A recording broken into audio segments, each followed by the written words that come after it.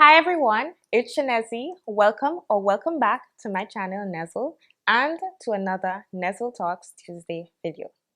In today's video, I'm going to be sharing with you some signs that you may be dating a narcissist. Today's topic was submitted to me via Instagram actually. And so if you have a topic that you would like me to talk on or a question that you would like me to answer, then you can go ahead and send me an email at nezzletalks@gmail.com. That's the official email to send these suggestions. Or you can just shoot me a message on Instagram, leave a comment in the comment section. Just reach out anyway and just let me know what you want me to talk about and I will feature it in an upcoming video. If you enjoyed this video, then please thumbs it up so that I will know, and subscribe if you're new or if you haven't yet subscribed. I post these Nezzle Talks every Tuesday and there's an entire playlist that you can check out here. See what you think of them, and I also post vlogs on Fridays. So if you're into vlogs, then check them out and maybe that will convince you to subscribe. So today, I'm going to be talking to you about narcissism. And before I get into the signs that you might be dating one, I want to quickly define what narcissism is. Because it's easy to think that someone who just takes a lot of selfies or who is overly confident, a bit cocky, you might say that person is narcissistic. However, someone who is narcissistic tends to lack empathy in that they can't really put themselves in your shoes or understand how you're feeling. They also tend to be really entitled, so they feel like they deserve your attention and your praise. They can be very arrogant, and generally speaking, they tend to put themselves above everyone else. There is a difference between having narcissistic traits and having narcissistic personality disorder. So in this video, I am not really speaking specifically to persons with narcissistic personality disorder, but I will state that persons with narcissistic personality disorder are extremely high on that narcissism trait. So they believe that they are just God's gift to the world, that they are awesome, that nobody can compare to them, and they tend to want to associate with other persons who they consider to be persons of power, persons who are wealthy, persons who are really good looking.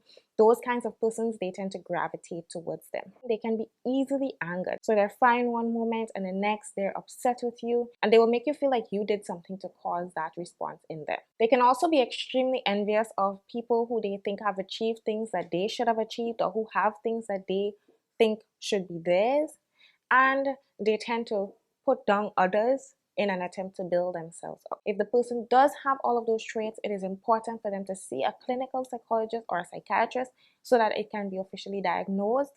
However, I will state from the beginning that there is no cure for narcissistic personality disorder because it is a personality disorder, meaning that it is part of that person's personality. Now, you are not born a narcissist. A narcissist is made based on your socialization, the way your parents treated you, the things that they praised versus what they did not praise, and just what your life was like growing up. But usually, once somebody gets into adulthood, demonstrating or displaying those qualities, they are not likely to change really. They can make improvements if they go to therapy and make those conscious efforts to at least try and listen to their partner or their children or whoever it is that they're in relationship with, but they usually do not seek help unless there is a major breakdown in those important relationships in their lives, and change is often minimal at best. Now, I want to make it clear that each of these on their own do not make a person a narcissist. So someone might just be manipulative or emotionally abusive. That doesn't necessarily make them a narcissist. It's usually when these traits are combined that they are a narcissist. But all of these things are things to be wary of in a relationship because none of these are positive things and none of these are things that are going to make the relationship a better one. But I just want to make it clear. So if someone is only exhibiting one of these signs, then you are possibly not in a relationship with a narcissist, but you're still in a relationship with someone who is not contributing positively to the relationship or to your life and well-being. So are you dating a narcissist? Are you dating someone who falls on that narcissism spectrum? One sign that you may be is that at the beginning of your relationship, they were treating you like you were the best thing since sliced bread. They were showering you with gifts, taking you out, telling you that you are beautiful, magnificent, that they love you. Oftentimes, narcissists will make these big shows of affection very early in the relationship or in the courtship phase, and it can be a lot. It is often described as something called love bombing, where pretty much they manipulate you into feeling like you are so loved by them that you cling to them. You get into this relationship with them, you feel like you are so valued by them, and then they flip the switch. So it begins amazingly. You think, oh my goodness, I've met this most awesome person. But something to keep in mind is that if it seems too good to be true, it more than likely is. So if they're telling you they love you within a week of meeting each other, and you know that they don't know enough about you to love you, they more than likely do not love you. If they're telling you that you're the most amazing person and there's nothing that is wrong with you, you know that that is not true. You are not perfect. None of us are perfect. So look out for those signs. If this person seems to be falling too fast and there's no rationale behind it, that might be a sign that you are dating a narcissist. And what usually happens is that after they get you, it's a kind of bait and switch. So they get you now and then they switch on you. So they're no longer this loving person. They suddenly are not very attentive. They don't pay you much mind. You're trying to talk to them about what you're feeling and they don't really care. They just want to talk about themselves. And so that takes me to number 2. Narcissists talk about themselves and they want the focus to be on them. So they will be constantly asking you things like, what do you like about me? What do you think is the best quality about me? And this is not a situation where someone asks it just once or twice, because that's normal. People may want to know what it is that you fancy about them. What is it that you are attracted to in them? But if it's a regular thing, it's happening almost every day, that you have to continue to validate them and give them these praises and make them feel that they are so awesome and that you like them so much, that is another sign that you are dating a narcissist. Additionally, they often won't really care to talk about the things that you want to talk about or things to do with you. They just want to talk about themselves. They can listen to themselves talk all day. They will tell you everything that's going on with them. But then you start sharing your day and they're suddenly disinterested. My friend, you might be dating a narcissist. So it'd be good for you to pay attention to how they treat other people. Even at the beginning, when they're showering you with praises and gifts and all of that, how do they treat the other people in their life? How do they speak to them? Pay attention to all of that.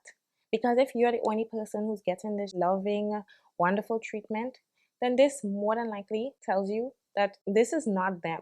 They're putting on a show because they have a goal in mind. They're like children who get toys and they're excited for the toy in the beginning. They play with the toy for the first 2 days and then they discard the toy. They don't want that toy anymore. They want a new toy. Maybe they'll pick it up in a week or two, but for the most part, they don't care about the toy anymore. You do not want to be the toy. A third sign that you might be dating a narcissist is the fact that they are always needing to be complimented. They feed off of it. And this might make you think that they have a high self-esteem, but it's actually the opposite. They do not get that validation within themselves. So they need you to constantly be reminding them or telling them that they are awesome, that they are great. They need to hear it. If they're not hearing it from you, then they start to worry. Because people who have a high self-esteem don't need you to constantly tell them that they're great. They know they're great. They know their value. They know their worth. So if you're with someone who, if you don't tell them how you feel about them one day, they start to question. If you don't tell them that they're beautiful or handsome one day, they start to feel dejected, then that might be a sign that you are dating a narcissist. Now, as I mentioned previously, narcissists often lack the ability to show empathy. They don't do emotions well. So you might be trying to share with them that you had a bad day at work, that you feel hurt about something, and they are not able to validate those emotions. They don't make you feel understood because they simply don't understand it. And because of that, you can feel like you are not heard in a relationship with a narcissist. Whenever you try to share your feelings, they may either change the subject, act bored and uninterested, or maybe even just, tell you that you're worrying about nothing or there are bigger problems in the world, and they make you feel like your problems are not valid. When in fact, if something is bothering you, then that makes it valid, regardless of if you're simply sad because your pencil broke or you're sad because you lost someone close to you. And this is the reason why many relationships fail for narcissists. And not just romantic relationships, but relationships with their children and their family members, their friends, because they're not able to empathize or even sympathize with them. And there's a difference between empathy and sympathy. So empathy is actually putting yourself in that person's shoes, feeling what they're feeling. It's like getting in the boat with that person. Whereas sympathy is feeling sorry for them. So you may not understand what they're going through, but you're sorry that they're going through it. But persons who are narcissistic often cannot do either. So they can't feel what you're feeling, and they don't even really care what you're feeling. Because of that, that takes me to the next point, which is that they don't tend to have many close friends or any friends at all. And that again points back to them not being able to really show any empathy, them being totally self-involved. So people don't want to be around them. People don't want to stay in their company. Even if they may be attracted to them in the beginning, they quickly realize that this person is all about themselves, and no one wants a friend who is all about themselves. So they tend to have more acquaintances, very few close friends. Now, in addition to building themselves up, they tend to tear you down because it helps them to feel better about themselves. So they bring other persons down to bring themselves up. And they will blame you a lot for things or find reasons to explain why maybe you did better than them in something. So let's say you're playing a game with them and you happen to win, they will be the first to tell you that you cheated. Or you did better in a class than them, let's say you're in school together or so. They may either point out a disadvantage they had or an advantage you had that caused it. They won't simply acknowledge that maybe you're smarter than them or that you prepared more than them.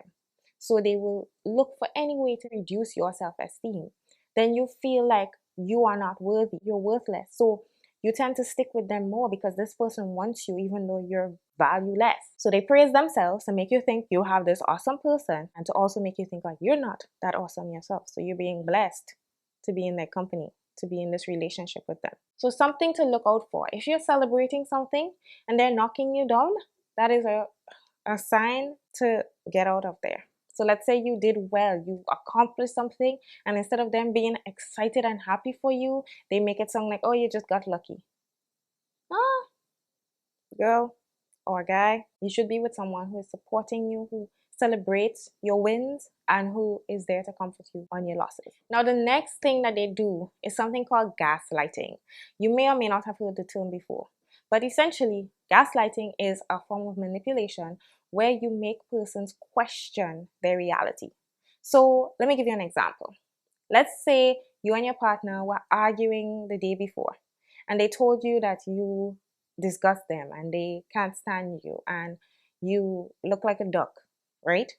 And the next day you are speaking to them and you remind them of this conversation that you had yesterday and they say something like, what? I never said that. That is an example of gaslighting. So then the rational person, the average person, is then going to be like, you didn't?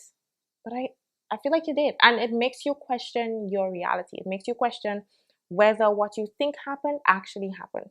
And they tend to do that with your feelings as well. This is one of the major signals that you might be dating a narcissist. And this is also a form of emotional abuse. So they may flat out lie and just say that they didn't say something that you know they said, or that they didn't do something that you know they did. And they make you question whether you're remembering it right. And it can change things in you because then your confidence lowers because you're suddenly not so sure of yourself like you were before. And then you start wondering if maybe you're being too sensitive because they may say things like that as well. So you make a comment about something and they tell you you're too sensitive. That's why you feel that way. It's not because of what I did. It's because you're too sensitive. It's because you're too emotional.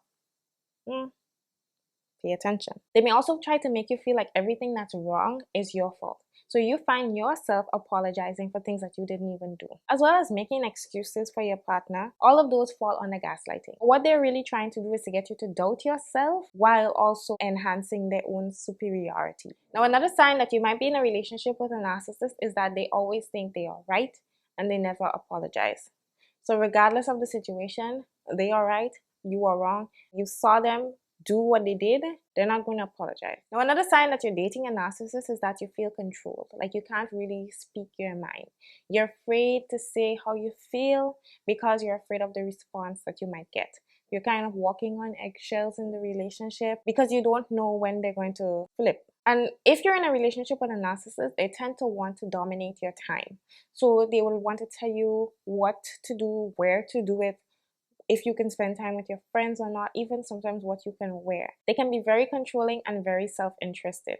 They're just focused on them. And if you disagree with them for whatever reason, they can take that small thing and blow it into something so big that you don't understand how it went from this small thing to that big thing, but they are skilled at doing it. Another key sign that you might be with a narcissist, now again, this doesn't necessarily mean you're with a narcissist. It could just mean that this person isn't ready to commit, or that maybe they're not sure they want to commit to you. There can be legitimate reasons for them not wanting to commit. But if you've been in the situation for a long time, they want to have all of the benefits of the relationship without the relationship, then it is likely that you are in a relationship with a narcissist. So they don't want to commit to you, but they still want everything else. They don't want you spending time with other people. You can't date other people or anything like that, but you can't claim them either. That's a warning sign, something to pay close attention to. Another key sign that you might be with a narcissist is that they panic when or if you try to break up with them. So the moment they realize that you might be trying to break up with them, they go into panic mode, and they're suddenly really nice for a little while because they're trying to pretend like they have changed. But as I said at the beginning, I believe narcissists very rarely change, and they don't change very much. So you may see little differences, but if you do something to annoy them or disappoint them, they will quickly go back to how they were before. So they tend to be in a lot of on again, off again relationships with people simply because they can put on the charm, but they can also take it off pretty quickly. So you can be in this sort of yo-yo relationship with them. You don't know when it's going to be good, when it's going to be bad. But if you are trying to end the relationship, if you know that you really want to end the relationship, then it is key to stick to it, because the changes that you're going to see are just going to be short-term changes. And then they go back to life as normal because they get comfortable again. If you do stick to your gut and you actually end the relationship with them, it's usually not a pretty ending. So they will try to paint you in a very bad light because they don't like to be left. They don't necessarily mind leaving you, but they don't want you to leave them. If you're getting divorced from them, it will not be an easy divorce. If you're just, going through a regular breakup in your relationship, it's not going to be an easy breakup, because they will do all they can to make it difficult for you. So if you have to get back your stuff, they're not going to want you to get back your stuff easily. They're going to make it a challenge. They might destroy some of your stuff. It's just not going to be a peaceful severing of ties. It's going to be blown out. Another key thing about narcissists is that they tend to lack follow through. They often don't do what they say they're going to do. So they may tell you they're going to show up at this time, but then they don't really bother to make the effort even to show up at that time. So they just say it, but they don't do it. You can't really trust them or rely on them to actually do what they say they're going to do. So if you're in a relationship with a narcissist, what do you do? My best advice to you would be to leave if you can.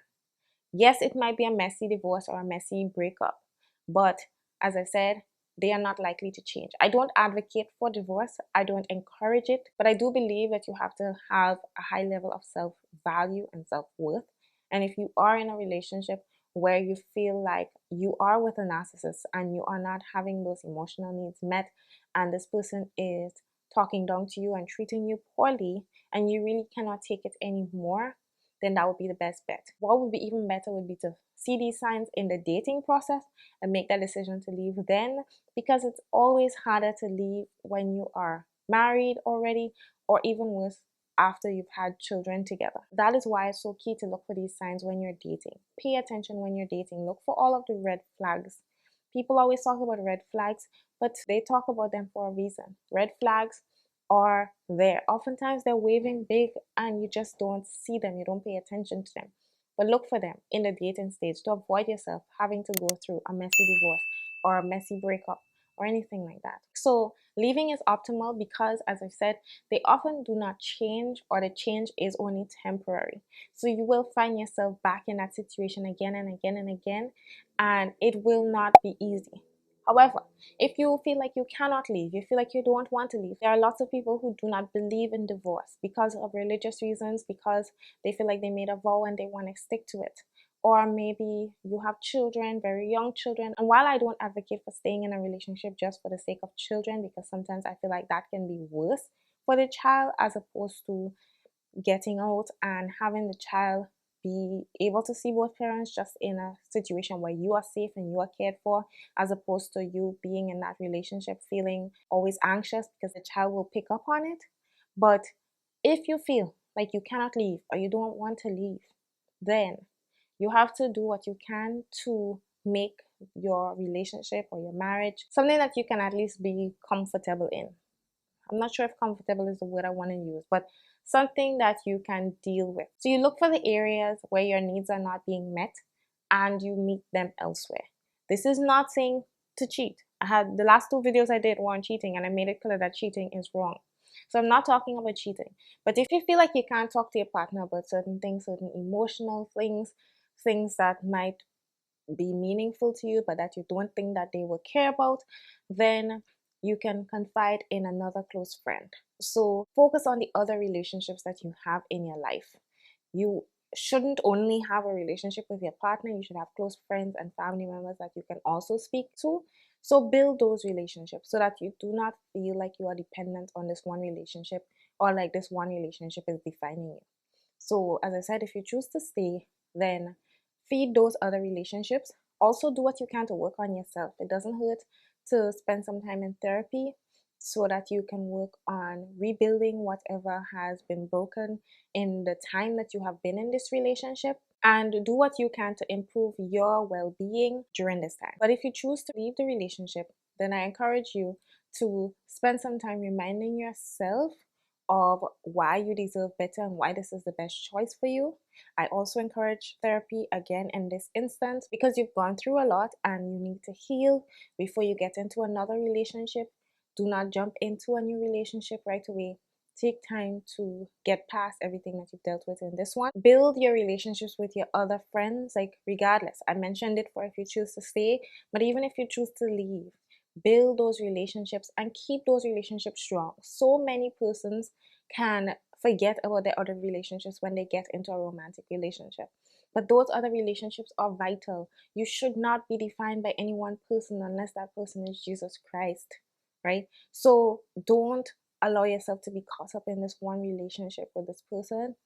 Focus on all of your friends, especially your friends who are empathetic and who can understand how you feel and relate to you and let you feel heard, and you be that friend to them as well. I would also encourage you, whether you stay or leave, to encourage your partner to spend some time in therapy.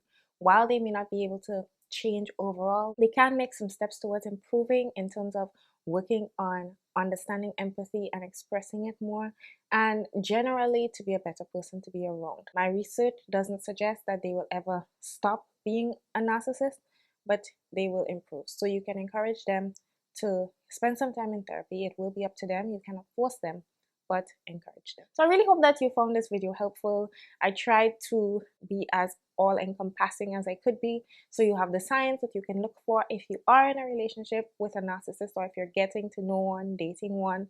And I also tried to give you some tips as to what you can do if you decide to stay, as well as if you decide to leave. Everybody's situation is different, so this is not a one-size-fits-all approach. None of my videos are, but I do hope that it will help to guide you, give you a bit more information on the topic, and hopefully help to prevent you, if you're at the stage of just meeting this person or just getting to know them, to prevent you from getting yourself into such a relationship. It is not healthy, and it is not good for your well-being or for the well-being of those around you, such as maybe your children, your close family members. So look out for you. You have to care about yourself. Before you love anyone else, you need to be able to first love yourself. So pay attention to the signs. Take time to be sure that this person is someone that you want to be in a relationship with, someone you want to stay in a relationship with if you're already in the relationship, and especially if you're at a point of considering marriage or further in the relationship in whatever way. Always take the time, because it is better to be a bit cautious in the beginning than to have regrets at the end. So I really hope you enjoyed this video. Please thumbs it up if you did. Leave a comment letting me know your thoughts on it. You can contribute to the conversation in whatever way you choose to. I love chatting with you guys. And subscribe if you're new, or if you have not yet subscribed, then subscribe and join the Nezzle fam. So thank you for watching, and I'll see you in my next video. Bye!